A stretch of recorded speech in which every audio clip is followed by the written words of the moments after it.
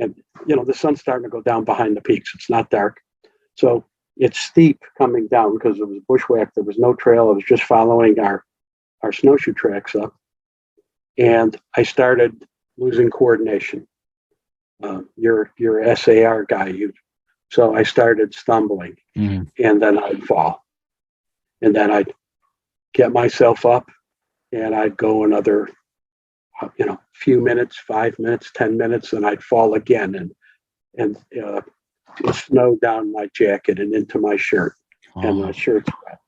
My gloves are wet. Get up, start walking, and I started slipping and falling more often. And then I was sitting down to take breaks. And I'd close my eyes and just say, oh, this feels so good. This feels so good. And I'm shivering. And I stand up and go. And I remember at one point on the way back down to the tent site that I was sitting with my eyes closed, and I said, "Oh, wouldn't it be nice just to take a nap here?" And I remembered my family at home, and I said, "If you don't get on your fucking feet, you're not going to make it home." And I stumbled into camp at 6:30, and they had eaten dinner, and I remember they told me the next day they saw me in the headlamps, and they said that I looked like I was dead on my feet. So they basically stripped all my clothes.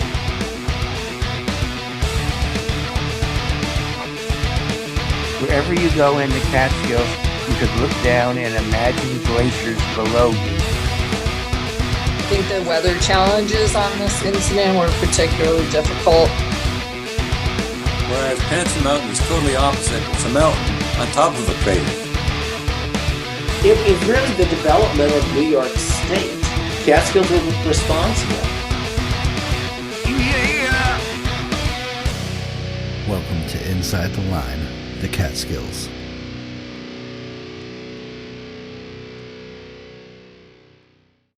All right. So yeah, Mike Kudish is a legend. I'll do that.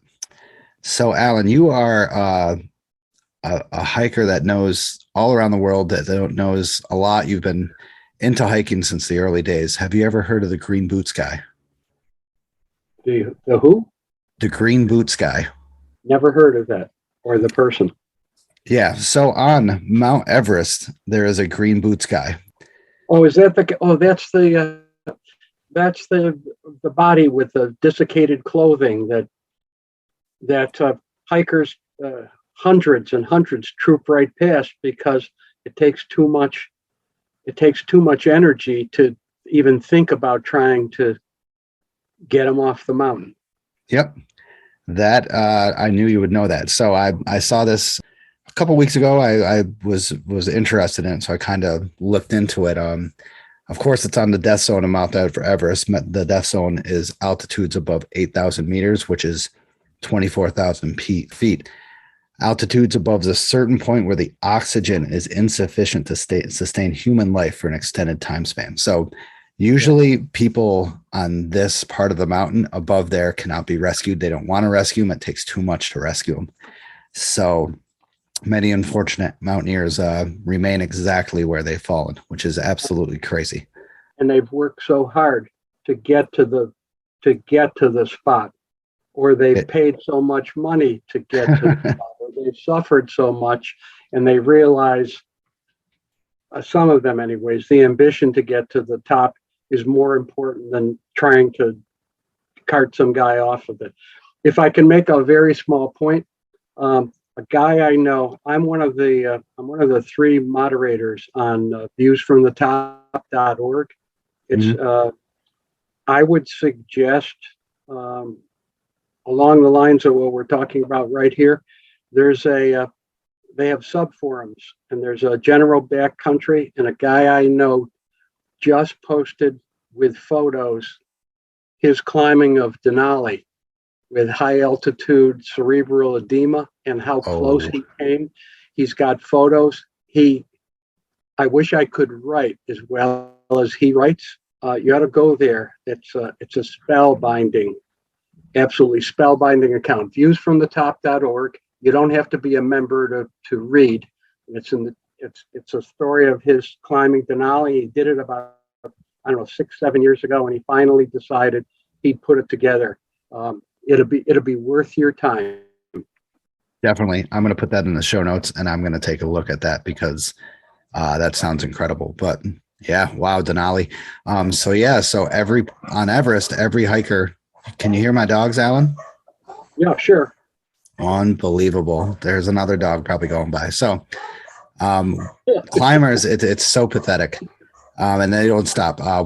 One body that every climber en route to the summit must pass is that of the Green Boots, who was one of the 8 people killed in the mountain during a blizzard in 1996. I remember reading about that.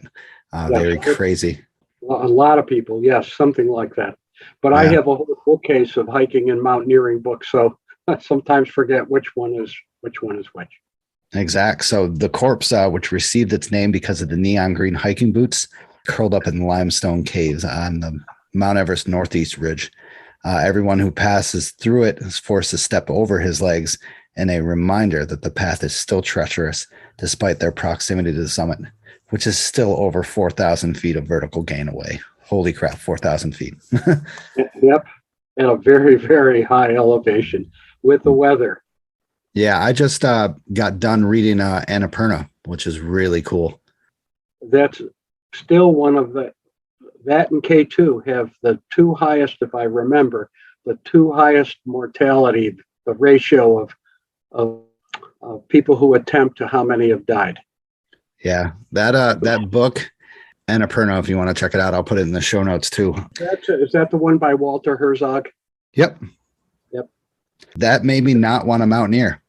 Do you ever read expedition books? I do. I would encourage you probably have to get some of them from the library, borrow them. Anything by Chris Bonington, Bonington, or my guy, Reinhold Messner, Reinhold Messner.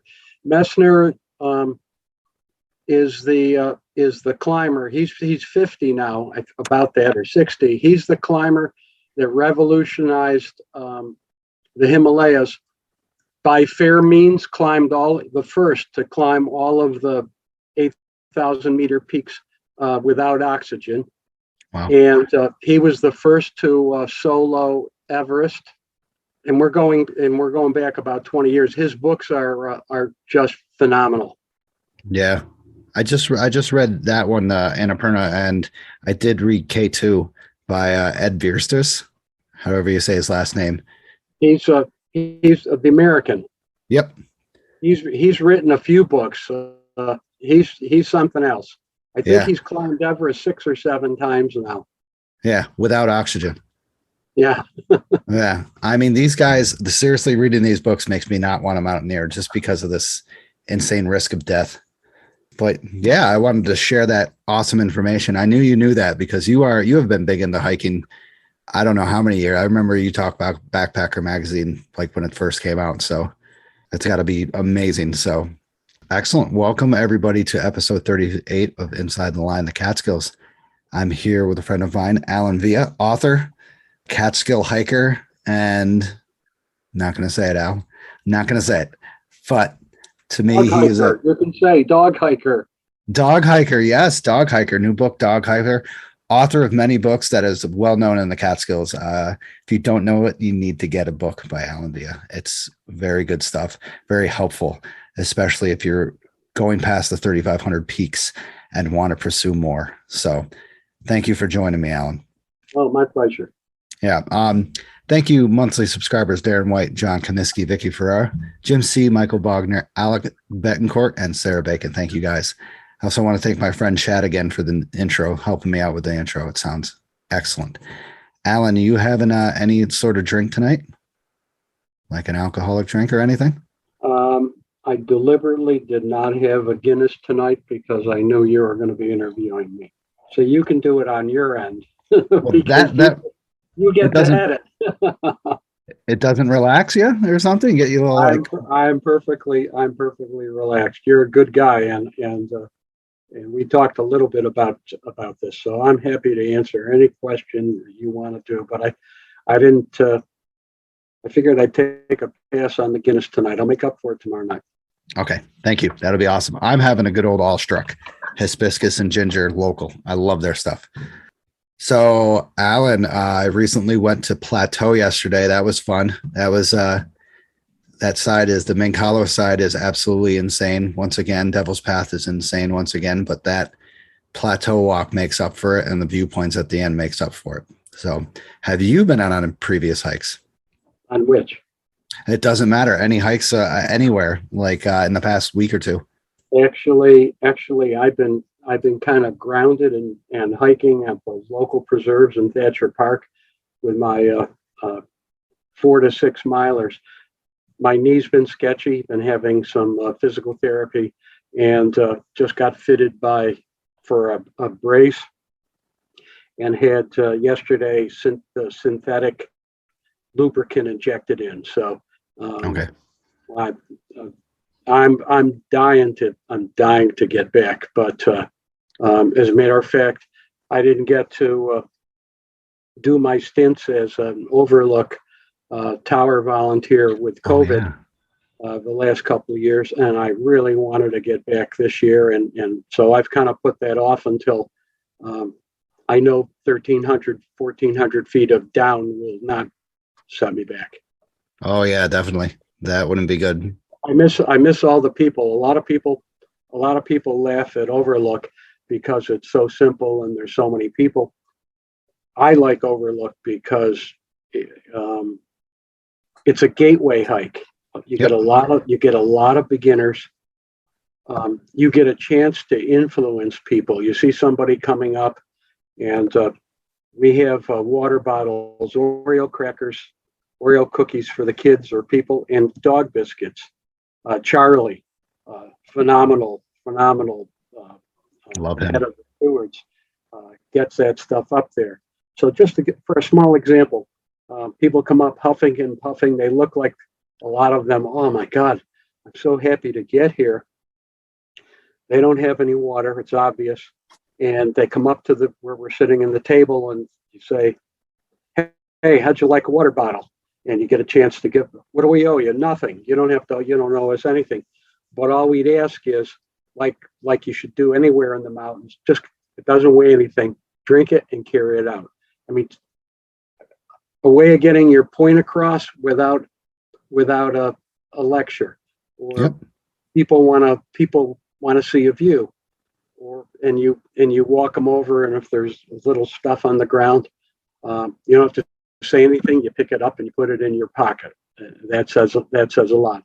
Or you talk about, hey, listen, ever see a rattlesnake? Would you like? Oh, they're so scary. I said, there's one out in the usual spot. How about if we go walk over and you got your phone, and we'll get about 6 or 7 feet away. It's just sunning itself. You're too big for it.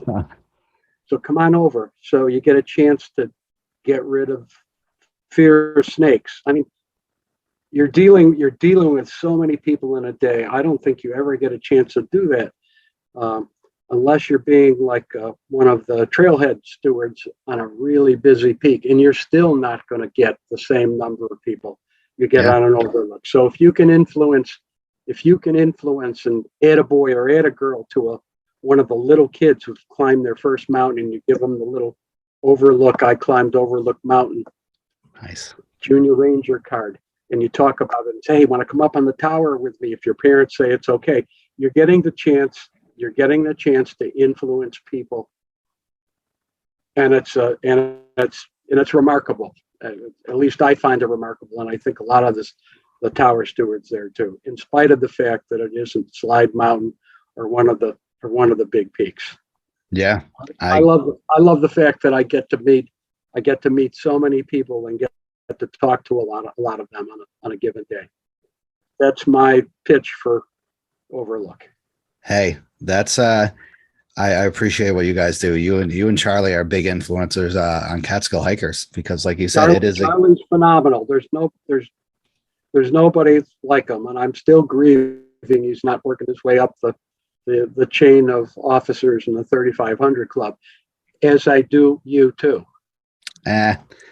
You know, Charlie did like change. Charlie's an amazing human being. He changed my perspective of life a lot.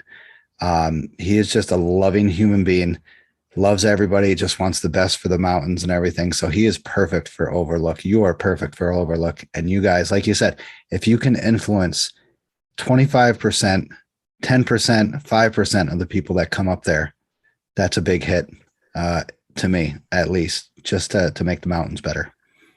I think so. And it's fun. You get some views and you get to talk to a lot of people that you would not otherwise do. Yep. So once again, thank you. Thank you. No I totally thanks, forgot. No thanks necessary. I thank Charlie for letting me do it. Yeah. Awesome. So if you get a hold of Charlie, I tried to get a hold of him. I got to get a hold of him for a bunch of things. I want him to be on here. And he also has contact with a guy down in New York City that did the rattlesnake presentation in the 3500 Club that I wanted him to come on here for. That would be cool. But excellent. Once again, thanks, Alan, for your volunteering. So I got some news of a new trolley system in Tannersville, which is pretty neat. Hopefully this will help out some of the influx of hikers, people flowing down in the 23A area. It's called the Catterskill Trolley. You can check it out online, look up Catterskill Trolley, or go on to like social media. I'm pretty sure it's on there. They have stops up and down 23A, Tannersville Boathouse, Village Parking Lot, North South Lake Gate, Molly Smith Lot, which I did not know it was called that, provides access to Fawn Leap.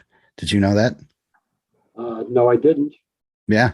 Ice Climber Lot number 1 and Ice Climber Lot number 2. I think those are the two little pull-offs after the old Catterskill parking area, Catterskill Falls parking area, and Palinville. So pretty neat. Are they going to go pick up the people who illegally park? Give them a ride right back to the $425. I think the tow trucks will be doing that job. Well, yeah, but then the people, that's what the stink was. The people showing up at, where's my car? And not knowing where it is. Yep. It was a big, crazy times we are living in, and hopefully it'll just get better and people will start learning. Social media is a hell of a bad drug, but a good drug at the same time. It has been a pain in the butt, but it also helps us out with the education, like what I'm doing. Volunteer opportunities once again, 3,500 Trailhead Stewards. Alan was with me last year on Slide. We had a not so busy day. It was raining all day, and we just told stories. It was actually really fun. But like what Alan said, you get to influence people that are coming in, maybe their first time. They always want to hike the highest for some reason, without any supplies or anything like that. So you get to help them out, and like Alan said before, if you influence them, leave no trace, and just give them a little education, they could spark that fire and keep doing it to everybody else that comes into our mountains and make the place a better place. That strikes home. That strikes home with me too, about talking about people showing up without the proper clothing or equipment and bad weather. I had a very close call. With hypothermia, and two of my friends basically saved me many years ago on a backpack to a couple of the Adirondack high peaks in February. So preparedness, and I was prepared, but that kind of thing can really strike you, even if you're ready for it. Exactly. And we'll probably talk about that later. I think that's one of my questions for you. If that's one of the, you can definitely go into detail about anything. Oh, also, there is the Catskills Trail Crew. Check that out. They fly around the Catskills doing like hardcore maintenance in a couple days. Really cool stuff. I can post a link. I will write that down because Catskills Trail Crew. Check it out. My friend Matt thought of that. Matt Smith, who used to be on the board. And Yes. Is that Dave? No, go ahead. I just was getting something, a little prop here for you. Definitely. Catskill Peak Experience. Is that Dave and Carol? It's showing up. It's not backwards, right? When you're Nope. looking at it, correct? It's just excellent. We were just talking about various things. They wrote this, or Carol edited it, and she has sections in this: marathon hikes, misadventures, wildlife encounters, wild weather, and there's essays, sub-essays, winter adventures, lost in the wilderness, navigating in the wilderness, reminiscence, Catskill mysteries. This is fantastic. And by the way, Yana has me doing an article on my Catskills bookshelf, Oh, and it might even be in the next one. I'm not sure, but if you take a peek down here, oh yeah. so I basically took all of the books that I consider interesting, and I do a very short, few paragraph review of every one. So I think people might enjoy that. Sweet. Yeah. But I wanted people. We were just talking about a mishap at the beginning of Mount Everest. There's a whole bunch of story. That's just a fantastic read. Yeah. Dave and Carol do an amazing job. I'm going to get them on here. I'm going to talk to them at the club dinner. Carol had me go over. And I'll see. By the way, I'll see you there. Sweet. Excellent. Yeah. There's another Catskill news. Club dinner's coming up July 9th. Hopefully the tickets aren't sold out. If you want to buy some tickets, look online. Carol had me help out with her most recent book. She wanted me, when I was with the board, she gave it to me a little pre-copy and had me go over it to make sure there was nothing wrong with distances or names or anything like that. So that was special. I had her and Dave sign it. I was just like, I got to get you guys to sign it. She's like, why? It's just like, wow. So again, you're legends. Are you kidding me? But excellent. Well, thanks, Alan, for all that information and stuff. So how about we break it into some Catskill Mountain history? All right. So I got this from Michael Kudish's book, The Catskill Forest, A History. Awesome stuff. This is very short. It's a little bit of history and a little bit of facts. So the forestry belt of tree harvesting follows the mountainsides of the Catskills roughly horizontally with highly variable thickness. Once again, you look at the blackheads, you can see that. It is bounded by pastures below and on some ridges by first growth above. For the Catskills as a whole, the forestry belt is 667 feet thick. The mean elevation of the upper pasture limits for the region is 2,220 feet, and the mean elevation at which the first growth begins is 2,887. The difference between them, 667 feet, is the thickness of the forestry belt. In this belt, the primary industry was, and still is in some areas, the forest product industry. During the settlement era, forests were harvested mainly to clear fields and build houses and barns. Later came logging to manufacture products for both local and export for the region. That forest industry with, by far, the greatest number of mills was the sawmill industry. Sawmills numbered in the hundreds, with some 261 described in the legend of the map in the book as forest industries, and many others waiting to be cataloged in the future. Sawmills produced lumbers for houses, barns, industrial and commercial buildings, and raw material for woods industries such as furniture factories, tanning mills, tray mills, planing mills, and veneer mills. Many of the latter wood product industries had their own sawmills on the premises. Sawmills were supplied by selective logging areas for larger trees, often over vast areas of the Catskills, areas more vast than those barked, burned, clear-cut for charcoal or quarried. The primary tree species sought were eastern white pine, red spruce, sugar maple, beech, chestnut, black cherry, ash, basswood, yellow birch, and northern red oak, much of the same as they are today. Thank you, Mike Kudish. I'm going to get you on here. I got to give you a ring. So that's pretty neat. He is, I've had an up close and personal with Mike. We've been friends for a long time. He goes out in the field and keeps a folded piece of paper. You've been out with him in his pocket. Yep. And he takes it out with his pen, and he makes notations on elevation, barometric pressure. If he uses his big JZ alarm clock size barometer, and he makes notes of bark roads, stone fences. He says for every hour in the field, when he goes home, he does 2 hours to do his field notes, Wow. including those maps that you see in his birthday surprise book. Yeah. And I've been digitizing his field notes now for 14 or 15 years. I've got a few gigabytes. Oh, wow. So those will end up in the hands of researchers. But as you know, when he writes something, I mean, it's like the word coming down from the sky. Yeah, it's magic. It's absolutely. I've been on a few hikes with him, and he gets down and dirty. He'll get on his hands and knees when it's pouring rain, and will take notes of this, and he'll ask questions, and just it's seriously is magic. He is like of like a sermon. I don't know. It's really, he's really cool and smart. And he likes going off trail. Exactly. And that's my favorite. Always tells me, Ellen, he said, you like to do the kind of stuff that I do off trail. Not everybody wants to go in and go through the blackberry canes. Oh God. He was just in the northern Catskills on the Richmond area, and it was his birthday hike. 80 years old. Oh wow. Do you guys go bushwhacking? I could the knees. Oh yeah, the knees. The knees.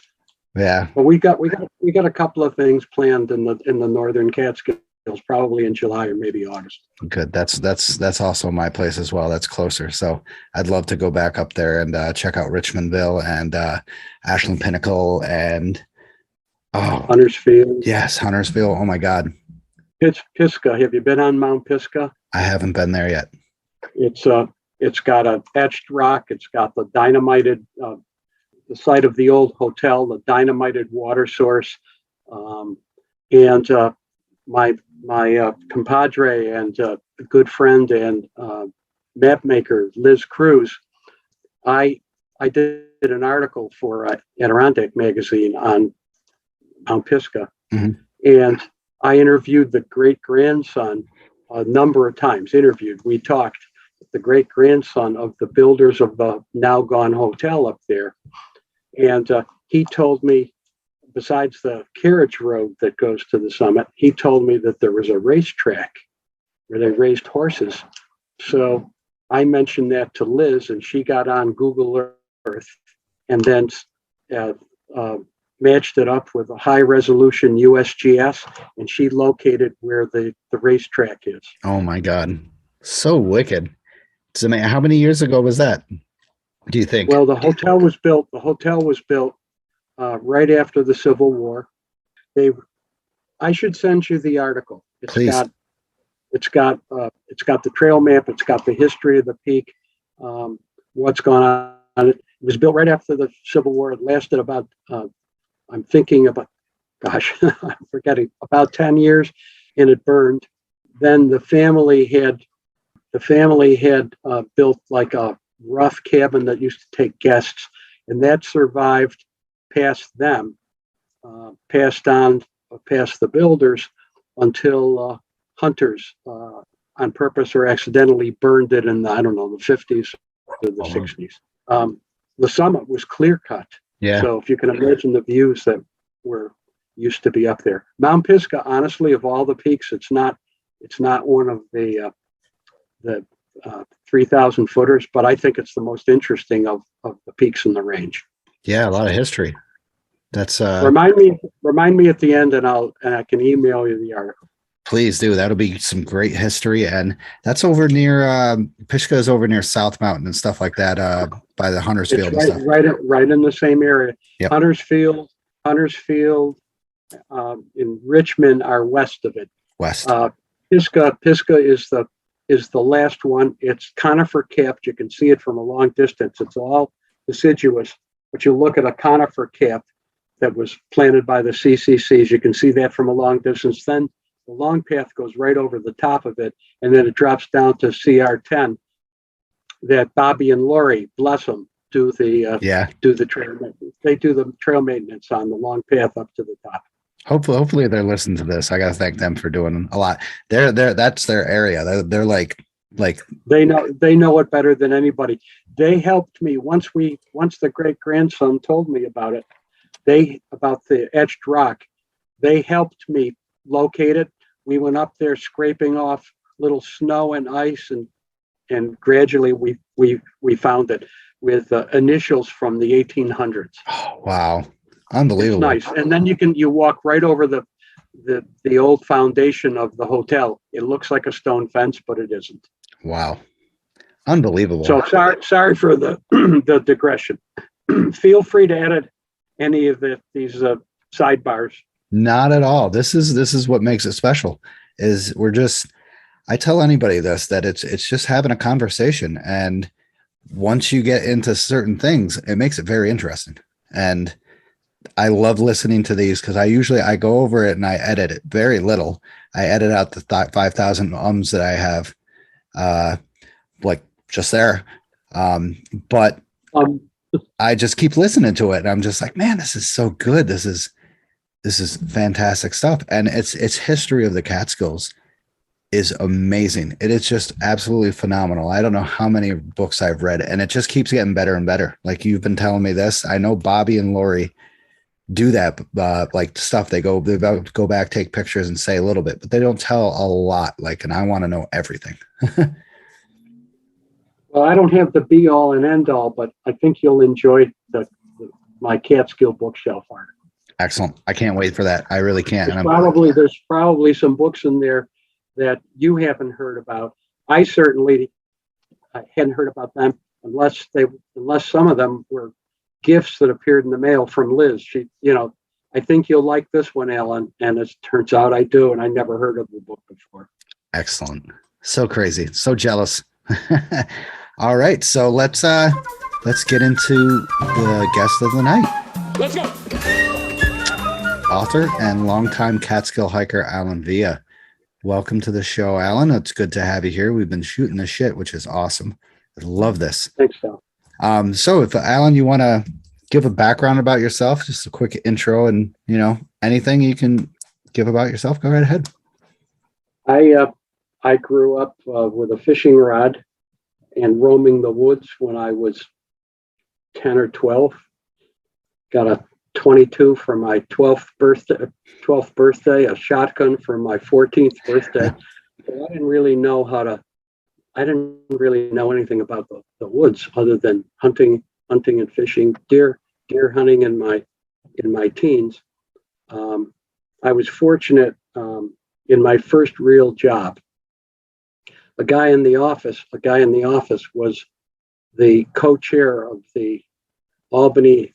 He was the outings chair of the Albany 80K. And it was at that time, I think the club that chapter had about 2,000 members and very active. He knew I liked the outdoors, and he said, "Hey, Alan, why don't you come on a hike sometime with me? I lead hikes." And I said, "Yeah, well, what do I want to do? You got a pack?" "Sure, I got a pack." And he brought me on a high peak hike, a club hike that he led. And of course, I'm absorbing all of this stuff. I'm watching all the experienced hikers. What kind of packs do they have? I'm glancing down to look at their boots, and oh boy. Yeah.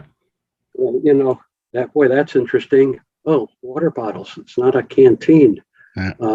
Look at the kind of jackets. And of course it was wool. There was no real.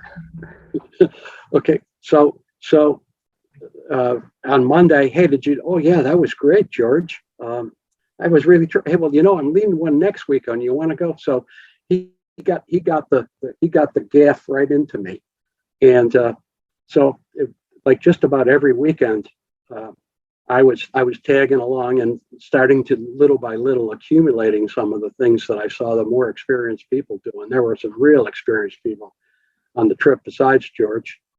And after a couple of months, he said, "How'd you like to co-lead this hire recruit a leader? How'd you like to co-lead a hike with me?"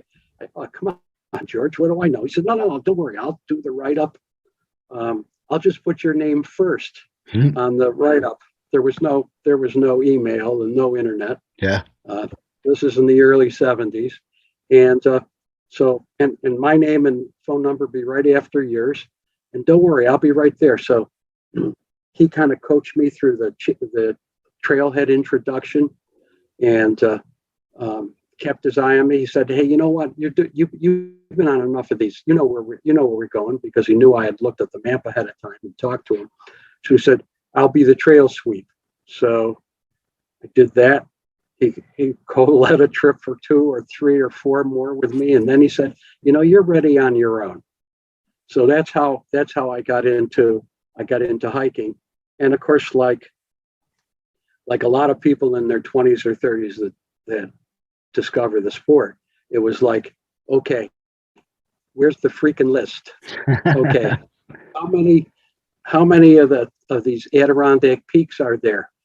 Oh, how many can I get on a given and at that time I was in tip-top shape. I was running 30 or 40 miles a week. Oh, And so adding the hiking to it, it was like rolling off a log. So it was how many peaks and how fast could I go? And I wouldn't do that with trips. And I was started to lead trips and learned how to become a leader. And before I know it, for every trip I was doing, I was making friends with people, my contemporaries, and people who had been hiking a few more years, and then I was helping to organize trips that weren't even in the schedule to get other peaks and do other stuff and bushwhacking. Matter of fact, you probably know who Neil Woodworth is. He was the recently retired executive director of the Adirondack Mountain Club. of course. Well, Neil's home chapter before he retired was Albany chapter, and he and his wife Holly, I went on a couple of very easy hikes with them with my then carrying my daughter in a pack hike, and I took them on their first Adirondack high peak. Back then it was called East Dix over Spotted Mountain, and so that was a lot of fun. Neil and Holly and I have been lifelong friends right through all his tenure. But that's a little about my background. That I started with the Adirondacks. My hiking friends would then say, "Hey, listen, we had a great hike yesterday in the Adirondacks. Want to come down the Catskills with me?" This was on Sunday. And I said, "Well, that's my Sunday morning running group. I've been doing that for a long time." "Oh, you'll like the peaks." Well, how high are they? Well, they're not real high, but come on down. You'll like. I said, "You know what? I'll see you next Saturday. We'll go up on the high peaks. I don't have time for those little shit peaks down in the Catskills." No, really, and that's how I referred to them. Those little shit peaks. That's what most people do from the 46ers. They came after me. They kept coming after me. So they got me down in the wintertime. And hey, you can string more peaks together and still make it a decent day. And besides, you don't have to do the long run on a Sunday every Sunday. So they started getting me down in the Catskills, and the next thing you know, with friends, we were running them off in groups. Crazy. That's how I got introduced. That's how I got introduced to the Cats. Where are you originally from, Alan? Utica. Utica? Excellent. Above Yeah. me. Wow. Yeah, that's right. Can't you hear the Utica? Yeah. But Utica was still on the east side of the Soda Pop line. Yes. You get out to Syracuse, it's Pop. Yep, it's Pop. Utica, it's still Soda. Yeah. Where's your location now? Where you live now? Right outside of Albany, a little suburb, Slingerland. Yes. Which is kind of handy because I can get to the southern Adirondacks in an hour. Oh, I can get to Mount Greylock in the Berkshires in 45 minutes, and on my way home from one of the roads, I can see the Blackheads. I can see the Blackheads from 5 miles from my house. So wow. that's really handy. So honestly, it's ideal because I can get to the Catskill high peaks, the Adirondack high peaks, anywhere from from an hour to 2 hours away. I'm so jealous. Very jealous. That's awesome. And you've got a haul because you come from Oneonta. Yeah, so like the furthest away, of course, is like the Denning Trailhead and Peekamoose and stuff, around 2 hours. Anything in the Adirondacks are 3 hours. That's a 3 to 5, depending on whether you're going to go over to the Sewards or where you're going to go, and how you approach it too. Yeah. So like speaking of that, like for my 40th birthday, I plan on doing Phelps and Marcy. So Yeah. that's gonna be a long haul because we're gonna be staying hopefully at Marcy Dam or the Lodge. But I mean that's a good 3.5 hour drive for me. Did you say you're going to be staying at Marcy Dam or at Adirondack Lodge? Either or. I'm thinking of the dam because they got tent sites, so we're gonna be tenting there. Suggestion. I never. Anytime we were up doing peak bagging up there, we'd always blow right through Marcy Dam. So I can't tell you what the demand is right now, even now that COVID's coming off. The lodge is really nice. You've got a big breakfast. They can do a trail lunch for you. But that's an extra 2.5. That's an extra 2.5 miles. You probably have a better chance of getting a site there if you went during the week. I don't know. Yeah. You have Tuesday, we're going to be going on a Tuesday. So I think you'd probably be fine. Yeah. You probably won't see the best campground etiquette of places. It gets a lot of beginners, but Yeah. it's a good base camp. Good. Yeah, that's what we plan on doing. There's some lean-tos.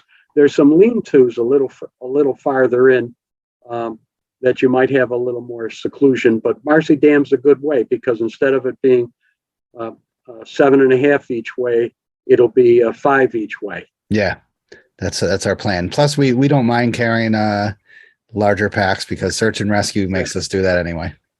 Exactly. Phelps, I finished the 46 on Phelps, so it's got a warm place in my heart. Good. Do you suggest going up to Marcy then Phelps or Phelps then Marcy? Probably Phelps then Marcy. I would do it that way. That way you have the nice tree line waiting ahead of you.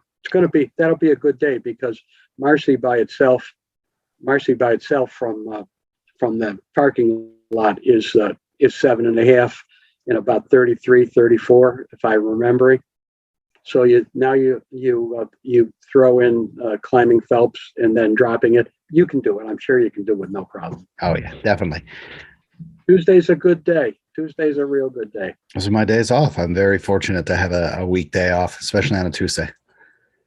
So, I mean, you kind of almost explained how long have you officially been hiking like that at a young age? When was that start? 70, let me think, 1971, and my wife and I climbed Mount Marcy, which was one of our, like a lot of people do, one of our first high peaks, 71 or 72. Wow. Marcy first, and then Giant. My wife, there were lean-tos right at and just below tree line on Mount Marcy before they were. And if you can imagine this, on a Friday or a Saturday, it was either Plateau or Little Marcy lean-to. We had it to ourselves. Oh man. So those are like looking up at the dome, right out the front of the lean-to. So basically those are kind of like the huts up in New Hampshire, right below tree line and everything. Well, I mean, but it's a lean-to. Like in the Catskills, they're no front, no the huts and the whites are full service. Oh yeah. What I meant is like the location is like Well, a lot, but of course, about 3,500 feet in the Adirondacks, they said that they were incompatible structures, not allowed in the wilderness. So all of the lean-tos, the high elevation lean-tos, were taken down, including one on the Whiteface trail I'm trying to think, it might have almost been near 4,000 feet, 3,800 feet. Wow. One, you'll walk right past it. You're going to walk past Indian Falls. Mhm. It's a rock thing, and when there's rain, the stream comes right down, and you look. It's all open, like 50 feet across, and you look up at the McIntyres, Algonquin, and there was a lean-to Wow. dead on the rocks, looking at the McIntyres. So those were, and they should have been taken down at some point, because in the modern era with so many people hiking, they would have been trashed. Oh yeah, of course. And we know they would have been taken down anyway, because just the high flux of hikers being there, and the unexperienced people would just go there just to do it. So, and if you haven't done it, by the way, the huts in the White Mountains are fantastic. Okay, I'll have to check those. Great breakfast. The crew, and they call crew CROO. The crew, they're really good. They have the morning that you get awakened with songs and music and instruments, depending on the individual hut, and then they do the BFD, the blanket folding demo, to make in a nice way. Okay, make your blankets. Don't make us have to pick it up. I'll definitely have to try that. The huts and the whites are nice, and I'm really getting you off track, so I'm sorry. It's okay. I'm looking forward to doing all this, hopefully soon. Hopefully, maybe when I retire, which is never. So with the like, in terms of accomplishments, you're a 35 or a 46er, anything else? The hardest, the Adirondack 100. Oh, which is like the 46 on steroids. mhm. There's some of them have trails, some of them have fire towers in addition to the 46, but the very, very challenging. I keep the list of finishers for the Adirondack 100, and I keep the list of finishers for the Catskill 100, and there's still only about 72 finishers for the Adirondack 100, and that list's been around since, I think, 1950 something. Oh wow. Oh wow. By GPS, some of the Sawtooth Peaks, there's 5 of them with long approaches and really thick. Yeah. I remember that at one point we could see the top of Sawtooth 3, and by GPS it was 0.3 of a mile away, and it took us 2 hours to get to it. Good Lord. Because it was all below down, climbing over, under, crawling, and then you got to the top, and there's below the top, and there's cliffs. Yeah, the 80K 100, was a lot of fun. Really, really hard to do, and I'm really happy I did it with friends, some of whom helped get me through it. So that's another one on the list. Your Catskill 30 or Catskill 100 highest, correct? Of course, you're. Yeah, I did the Catskill 100 with Mark Schaefer. Mark Schaefer looked at the list of Catskill 3,000 foot peaks, and this goes back about 16 years ago. He, Reverend Donahue from the 3500 Club. Yep. He assessed and looked at maps and came up with the Catskill 3,000 footer list. Mark Schaefer, years later, back maybe 15 years ago though, he did a strenuous evaluation of all of the peaks. He agreed with every one of the ones that Reverend Donahue said was a 3,000 footer. Then what he looked at is he said, basically, let's have what's a 98 list? It should be 100 highest. So he looked and he found a peak that was under 3,000, 2985. And then he found 3 others tied for 2980. That's why the Catskill 100 highest list, the patch says 102. Ah, nice. 30, 35, and 67. So have you done the 48 and everything like that? The 48? The White Mountains 48, the NH 48. I did. Hey, it was a list. We were going over there every 2 or 3 weeks for 3-day weekends, and we went through the 111. Wow. In the 80s. So you're 46er, 35er, 48er, 111er. Well, yeah. What? Anything else? I mean, the 100 highest and. Well, I was. How do I say this? My dog got poisoned doing the Catskill 200. She had about 20 peaks left. Buka. She did the 100. Buka. She had about 20 peaks left to finish the 200. Mm-hmm. And so I carried her ashes, pieces of her ashes in fur, and dropped them on all but the remaining 2 peaks. I saved a double peak easy hike. And so it's been, let's see, 9 years that I've had those 2 to finish the 200.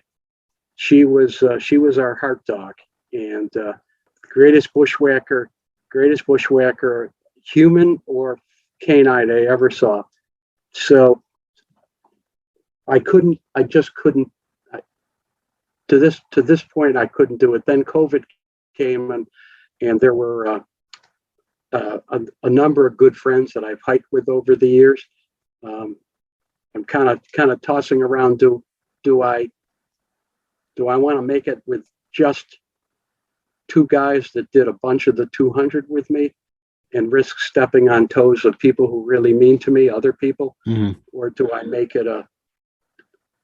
it something where I invite 6 or 8 of my friends along, been friends for years, but didn't really have a lot to do with the 200. So that's where it's sitting. It's probably the only hike list discipline I've ever shown with a list hanging out there for 8 years after she passed. And I know this will sound crazy. I'd be coming up on a summit that neither of us had done, and I could imagine her walking in the woods like she did. She was a chipmunk hunter and a squirrel hunter and a porcupine getter. Oh man! But she'd always watch me. She'd either be next to me or 20 or 30 yards away, always watching, vectoring back and forth.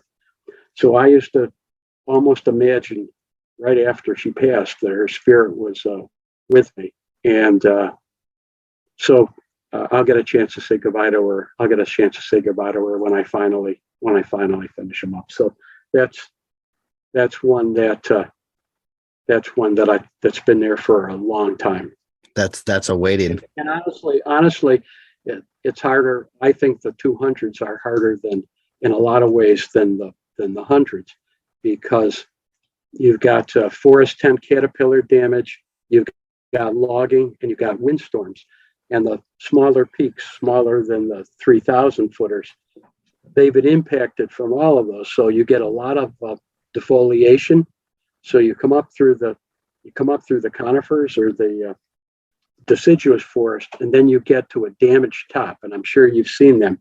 You look up and you can see where it looks like the summit. You look down on your GPS and you know the summit's there about 300 yards away. And then you look and you've got blackberry canes that are higher than your head. Yep. And bless him, Mike Kudish taught me this on some of the 200s he and I have done together, which is basically go laterally until you're the closest and under the high point, Mm-hmm. staying in the shade trees. So you minimize, instead of going up the ridge, maybe you parallel to get underneath it. So you only suffer for 150 yards instead of 300 yards. And he's pointed out the kind of trees that blackberry canes don't like the shade of. So I use that when doing some of those peaks. God, excellent. So Wow. I know feel free to edit the crap out of this because I know I'm wandering right now. It's okay. It's Sorry. okay. No. No. Sorry. I mean the whole thing about Buka and all this other stuff. That's passion. That's I'm not gonna feel bad. You cut everything you want out of it. not at all. Not at all, sir. I don't talk about her very often. It's very loving story. I mean, I'm a dog lover as well, so you know. I mean, and I would do the same thing. So since you were a hiker back in the 70s, I heard it was absolutely wild. Like Jim Bouton has told me some stuff, people partying everywhere along the streams, people partying on the summits at the viewpoints and stuff. Was it that crazy in the 70s? This is what I found. Let me talk about Adirondacks. There were very few. You used to see more candy wrappers. And it wasn't, not horrendous, but there were more candy wrappers. If you did a hike, a trailed hike, there would be more candy wrappers. But there was no dog poop bags. Oh yeah. There was very, very little people going up on a summit and sticking their bare ass off the rock and shitting down off the summit. You've seen them. Yep. The orange peels, the banana peels, and poo poo right down 8 feet because they used it. You didn't really see much of that.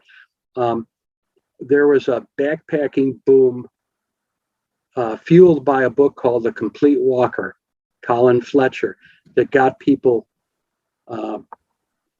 backpacking and hiking in the early 70s.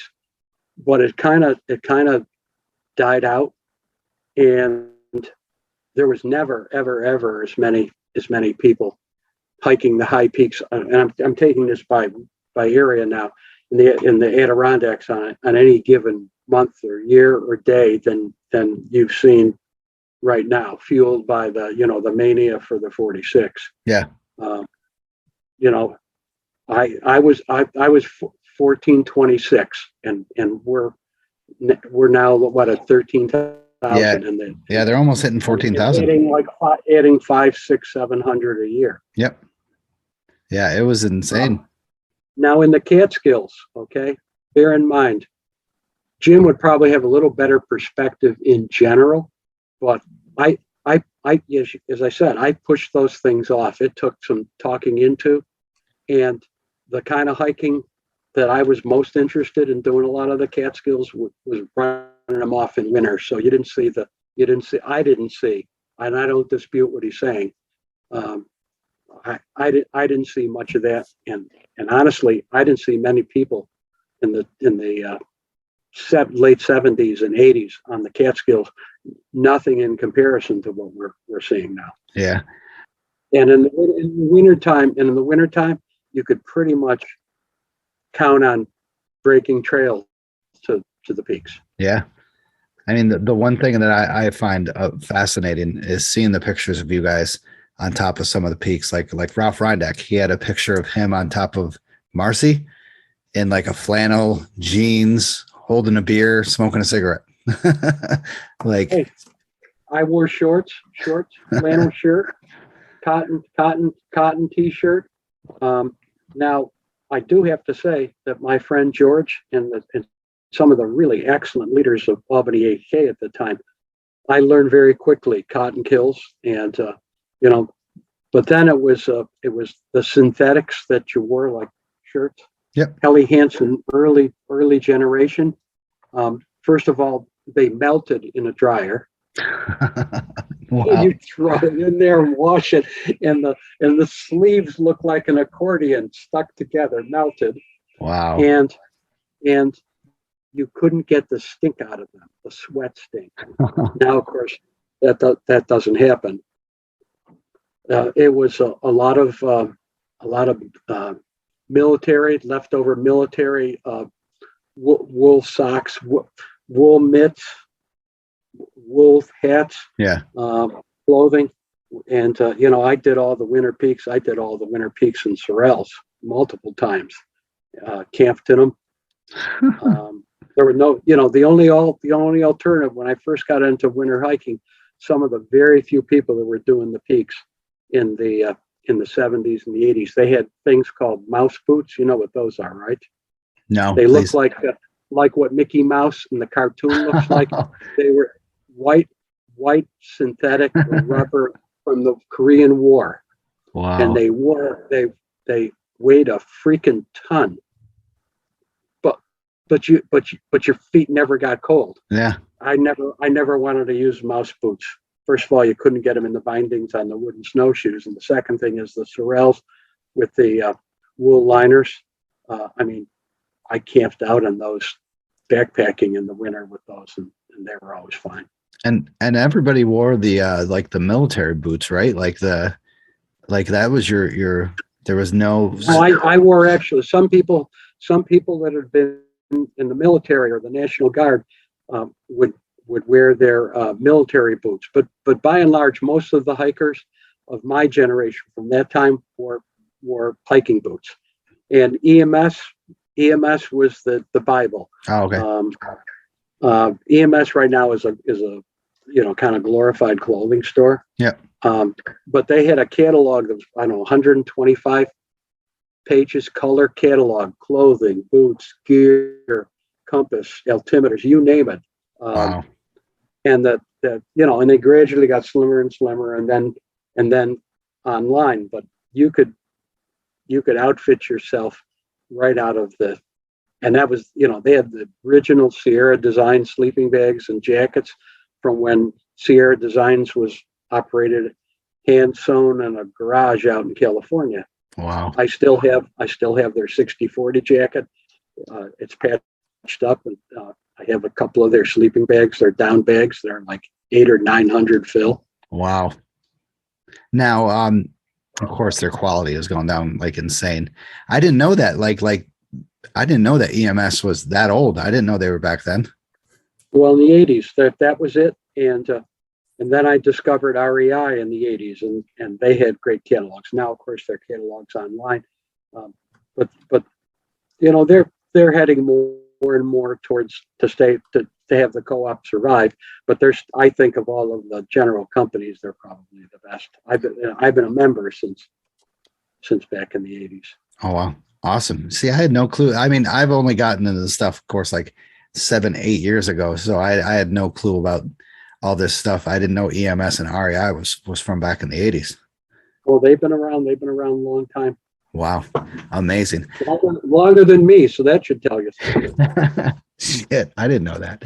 Amazing. Yeah, this is the 70s, man. Wow. Like it just blows my mind that people are going crazy about the cotton kills, of course, and stuff like that. And then I see a picture of a guy with a mustache and long hair on top of Mount Marcy smoking a cigarette, drinking a Jenny. That's Ralph. Yeah. That's my Ralph. Yeah. And it's just insane. And they're just like, cotton kills. It does, but it didn't kill these guys in the 70s and the 80s that freaking did it hardcore in the winter. But then like the books we read, Annapurna and stuff like that, they hiked in the most horrible crap, the heaviest crap. And I just don't know how they could have done it. You guys were crazy. We were? Yeah, because everything was heavy and everything was. Well, here's the thing. It had to be durable. Yeah.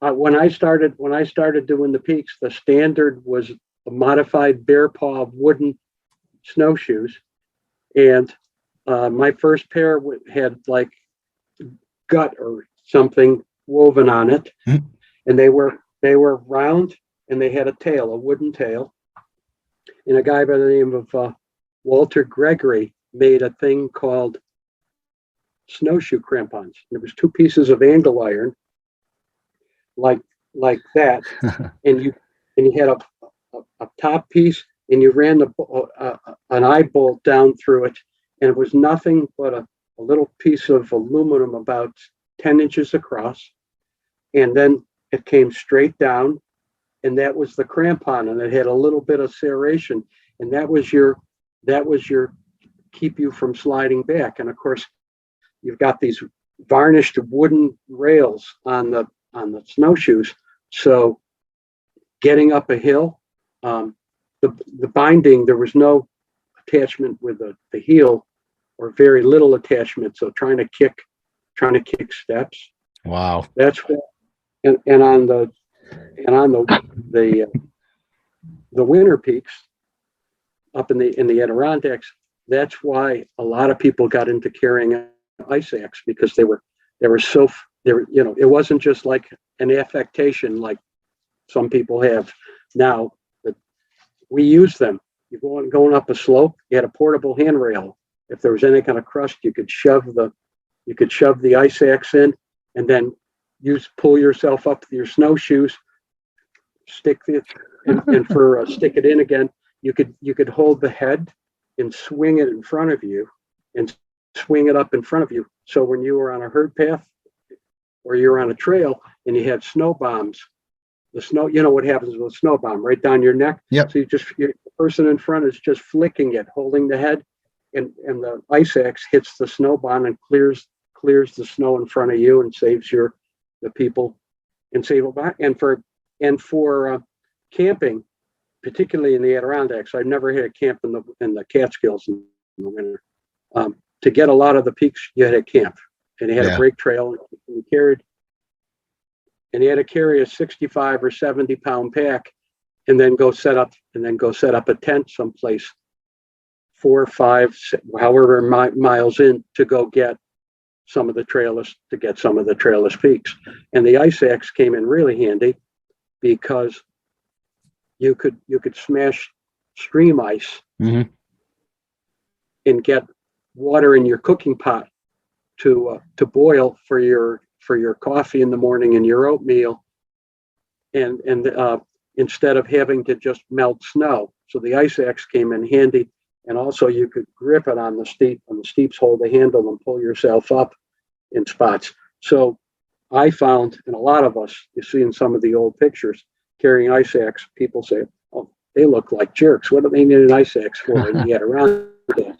Well, I mean, there was a couple of places where I've used it for a self-arrest, and some of my friends, just to save you from a little bit of a ride. Yeah. But they were really handy for those reasons. So Yeah.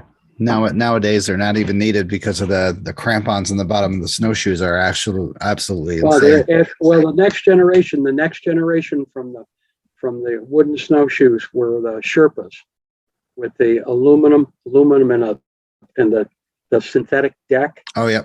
They had a horrible binding though, because it was just like lacing a boot, and then you brought it around the back of your boot, the strap. That was your heel strap, and then there was a clamp thing. You squeezed it and you put the strap through it, and it came and you put it down. So you'd go a quarter mile, and then your foot would come out of the binding, and you'd have to do it all over.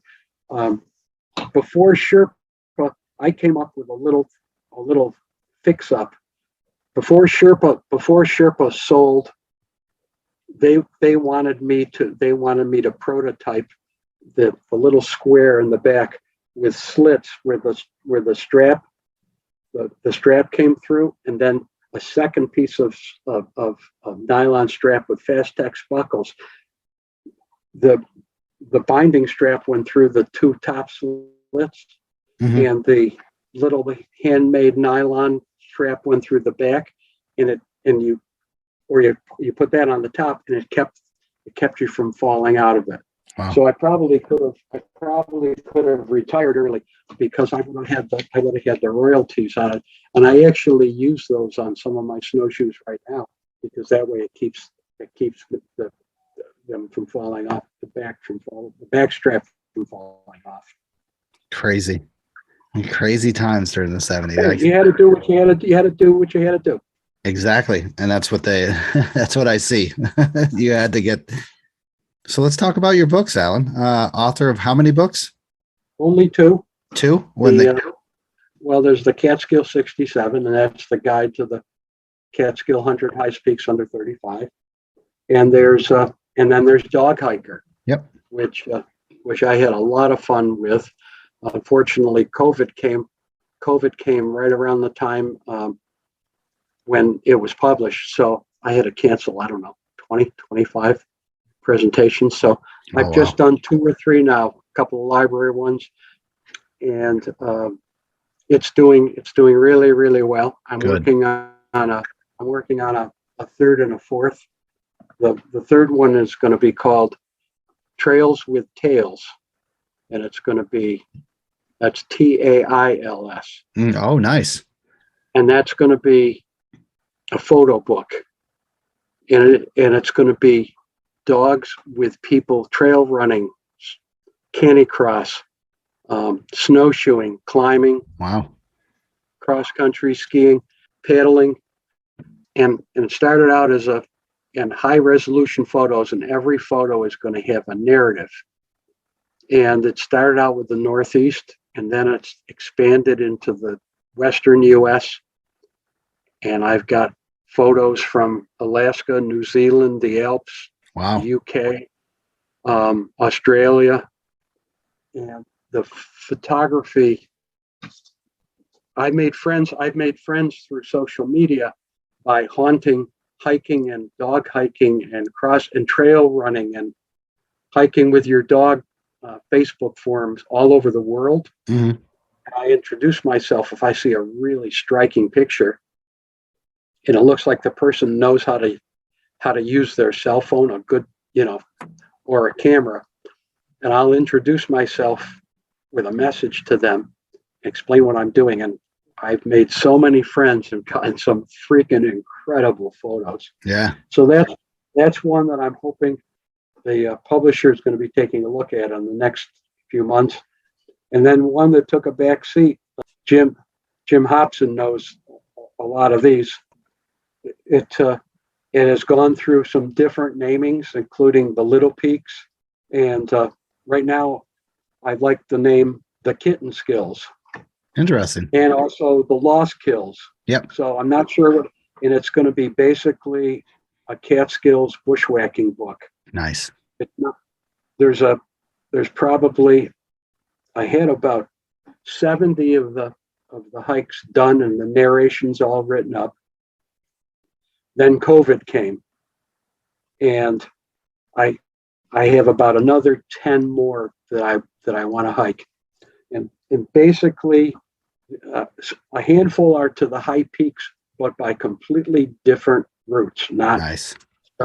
There's only a handful. There'll be a handful of 3 or 4 or 5 little known or lightly known Catskill Trail ones, like a few of the Catskill Mountain Club. But most of them are great. Many of them are the DEP peaks. Nice. Yep. Many of them don't have names or names that Jim have given them or I've given them. It's gonna really open people's eyes because it's going to be an introduction to a whole range of mountains that, and Liz will, my really wonderful friend and cartographer, she'll do all the custom color topo maps for all of them, but they won't have routes on it. They'll have parking spots, and the people will have to read the narration to learn about the forest and the terrain and the rocks and views without like a handrail leading them right to the top. Nice. So those 2 are next, and I think that's probably it. And Jim is owed a real debt of gratitude because he's been tearing them up on some of these small peaks for years, and he's been my Judas goat, giving me a lot of ideas, and he'll get a lot of credit for it in the book as well. Yeah, he's a beast. I had him on here before. And a great guy. Yep, it's great to hike with. I've had so much fun with him. So what made you think about doing the lesser known books or the lesser known like hikes and peaks of the Catskills? What made you think about doing that? Boredom. Yeah. No, seriously. I really respect my friends that can go out and up and down the Slide Mountain, and I love Slide Mountain, and I love the Curtis Ormsby, and I love coming up on the other side, and a whole bunch of different ways. There's nothing like going in the woods and not knowing what's in front of you. Right. In my view, holy shit, look at that freaking view. Yeah. I didn't know that. Or hunting for a ledge. I gave Jim the nickname the Ledge Hound. Yep. Because we do bushwhacks. He's done the same thing. He's looked at the maps and he's, hey, I'm just going to go over here. Here, I'm going to go take a look at that. Yep. And I look at that fern glade. Holy, that's got to be the biggest oak tree I've ever seen, or white pine. And the path has been trod before on all of the trail peaks. Yep. They're still glorious. They're still a lot of fun. But I don't know if I'd probably doing some variation of the 35 if I hadn't found doing all of the other stuff, ones that are just short of 35s, just short of 100s. I love the discovery. I guess that's the best way to say it. I like going where, and I don't fool myself that I'm the first person. The Native Americans have been all over the mountains, but I like to in my imagination think, hey, maybe I'm the first one that ever saw this rock and this view or this ledge or this white pine. Yeah. So so doing the high peaks, I enjoy those by doing like what my friend Ralph likes to do, and Rob and Linda. Yep. doing the peaks by unconventional, and you like to do unconventional ways. For me, that's nice. But I still know what's waiting for me in the upper reaches, and I don't know that on a lot of these little guys. Yeah, I can say, James. So that's how I do that, and I learned how to navigate by map and compass, and I still carry a map and I still carry a compass, but I also carry a GPS because I need to run the track if I'm going to do an article or a book. Yep. And so Liz can take a look at it. And I love to use CalTopo on the phone or the trail conference, because instead of having to have my nose on the compass with my head down looking at that, I can easily just pull my phone out, take a quick glance, and I say, yep, that's right. I'm cheating a little more to the left, put it back in my pocket and start heading to the right. Yep. I don't need to take a compass bearing. If I had to, I could.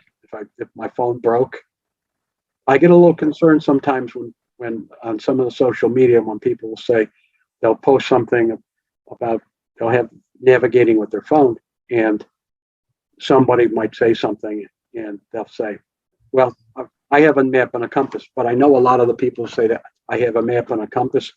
The last time they took it out was when they got it in the store. Yep.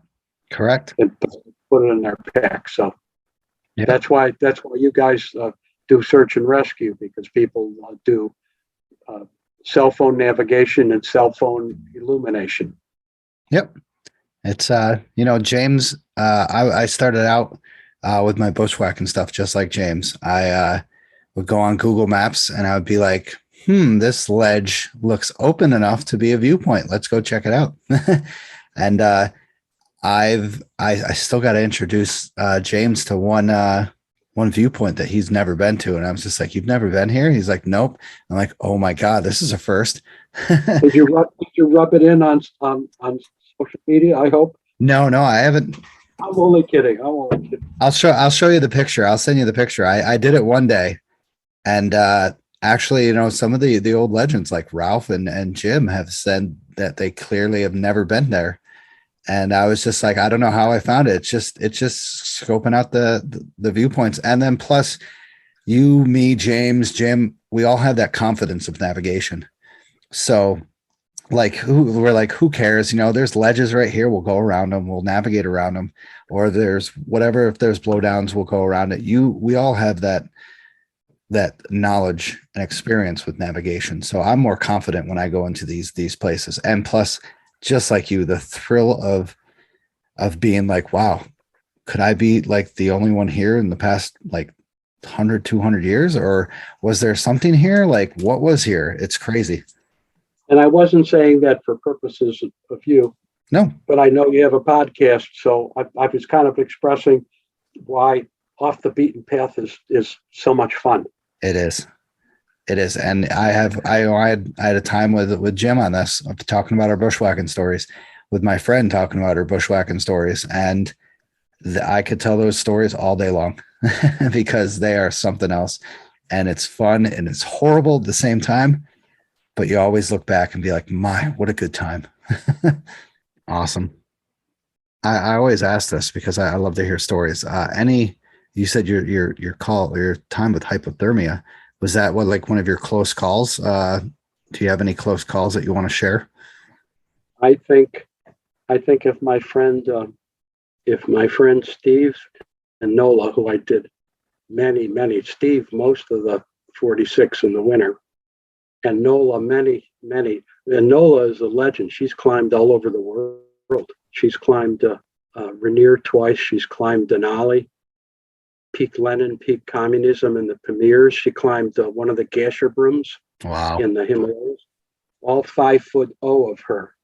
So we packed into Bradley Pond, to the base of the Santnonis, and it was February, and it was cold, but we had perfect conditions. There was excellent crust on, I don't know, 4 or 5 feet of snow with 3-4 inches of light powder on it. So we bushwhacked. There was no route directly from Bradley Pond, so we bushwhacked straight up to get to Panther, one of the 46, and it was just perfect on the top, but it was freaking cold. So then, if you haven't done it and you want to do the 46, then it's a long haul downhill and then uphill to Kuchi at only 3,800 feet. But it's still one of the 4,000 footers, or 3,900 feet. And there were canisters on both peaks, so we took some pictures. We had a little bit of water or coffee or soup, and then we started you look back at Panther from Cooch, and it looks like, oh my God, we're tired. We carried heavy packs carried heavy day packs on the trip, because we're there might be 10 miles from the road all the way out to Cooch. So on the way back, I love taking pictures. So I'm shooting away. I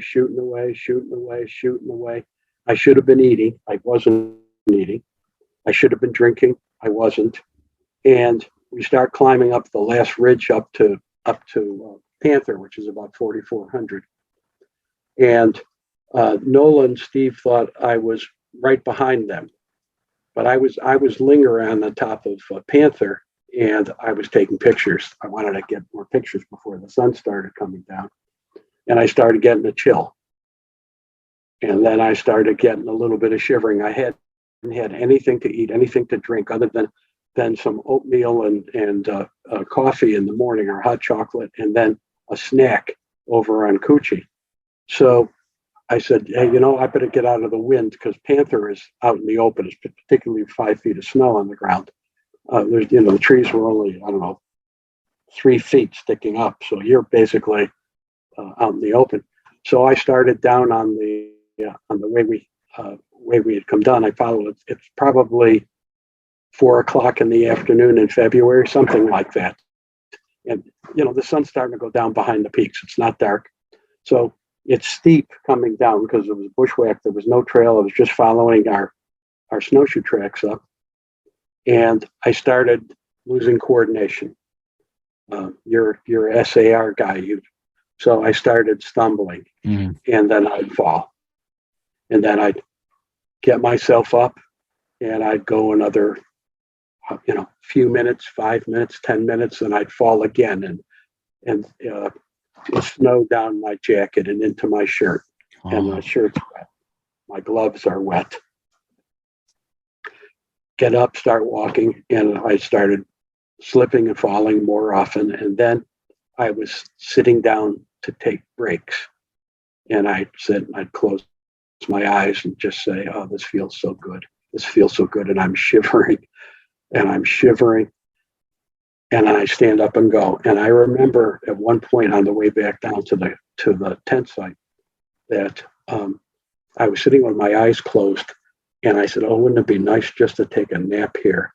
And I remembered my family at home, and I said, "If you don't get on your fucking feet, you're not going to make it home." And I stumbled into camp at 6:30, and they had eaten dinner. And I remember they told me the next day, they saw me in the headlamps, and they said that I looked like I was dead on my feet. Wow. So they basically stripped all my clothes off.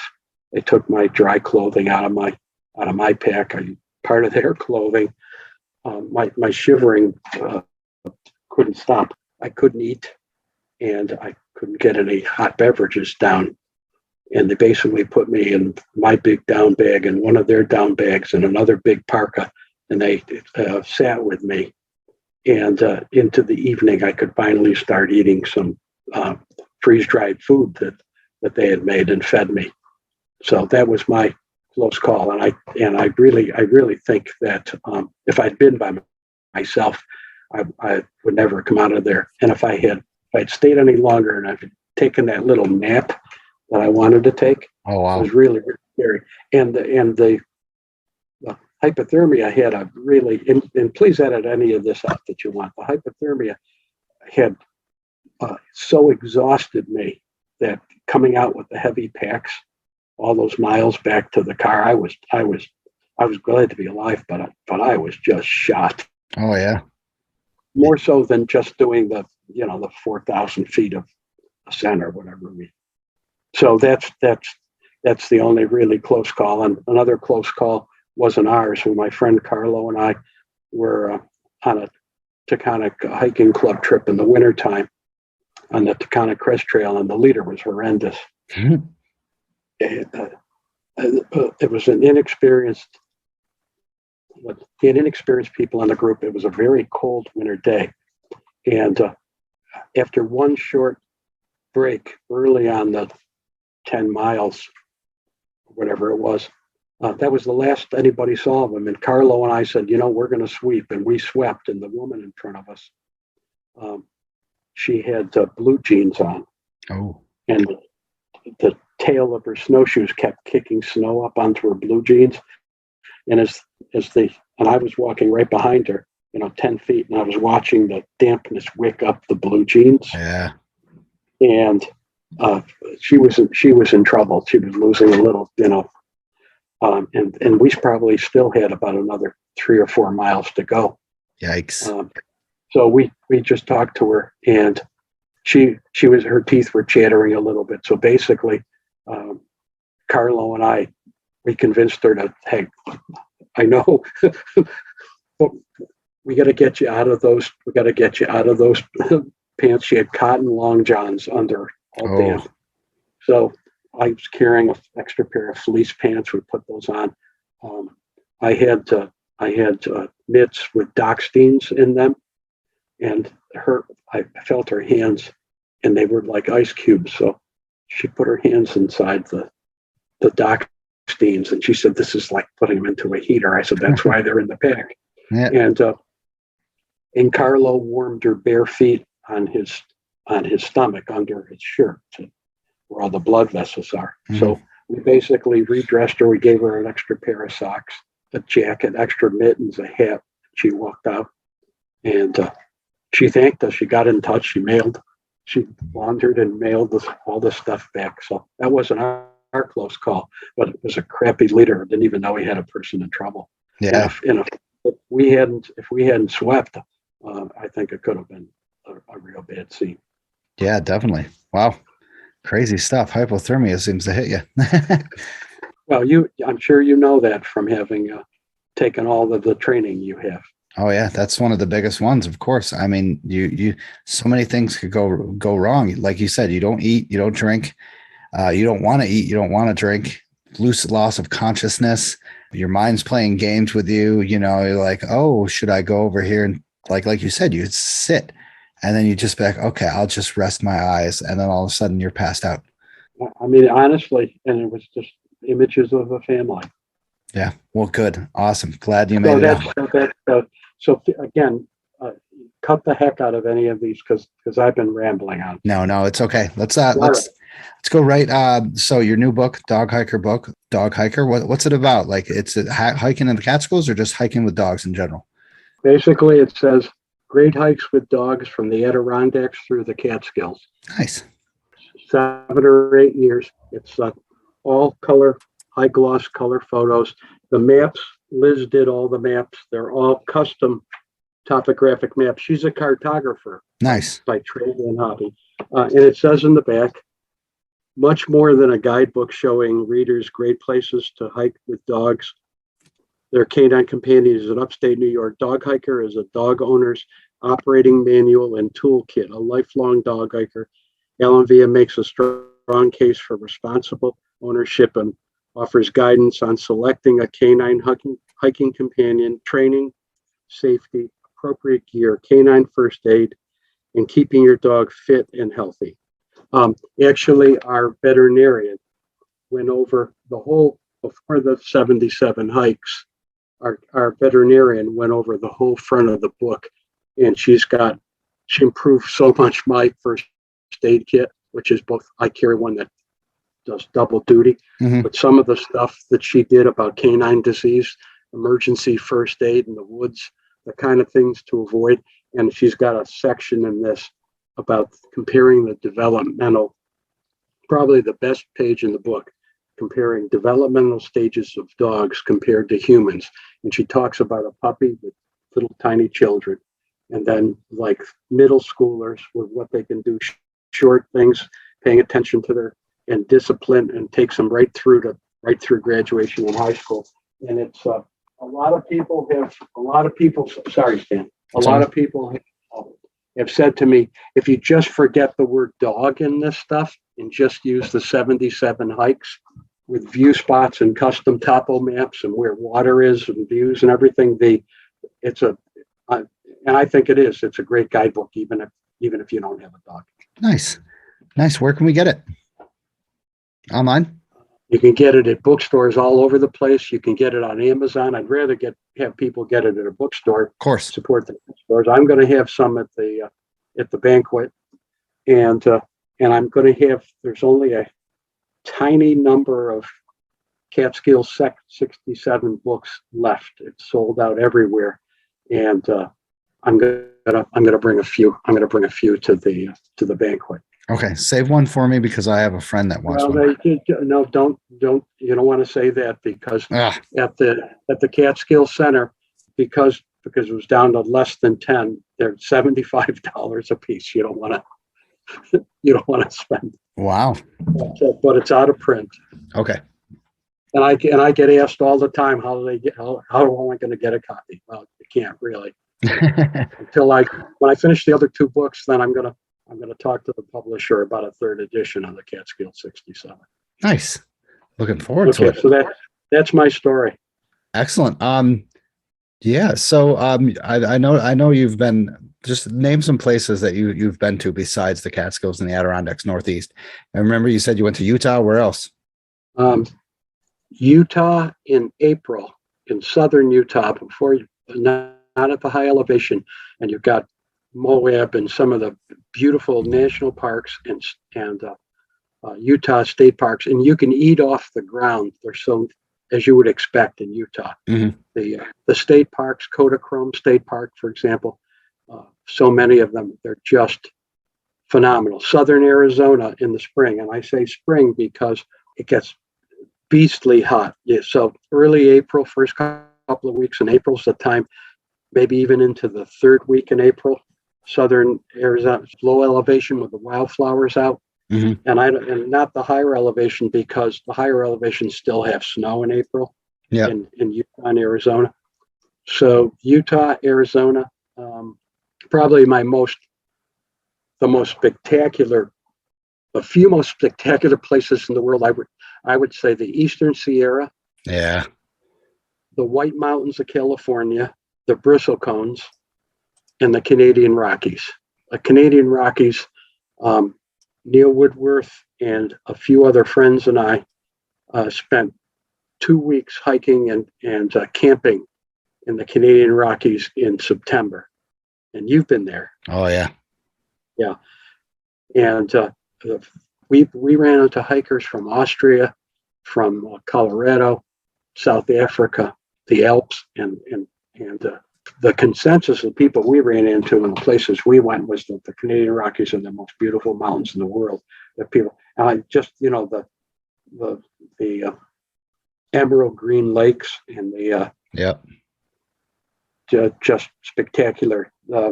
Glaciers. For Those glaciers. the Eastern Sierra is nice because if you can come into Yosemite and you come in at